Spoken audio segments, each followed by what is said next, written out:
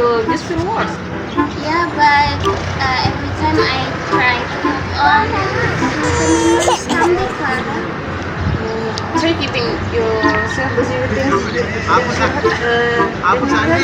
Like what? Like join new activity, go for walk, or do something you love. Wah, that sounds good, Clara. That inspiring. Like move on and don't get stuck in the past. It's like Bernadette's song.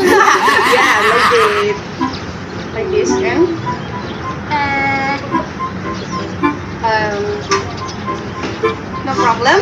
Just don't let the past ruin your happiness now. yeah, I'll try to focus to Yep. stop thinking about That's great. Just enjoy life and don't forget to be happy. agree. Bye.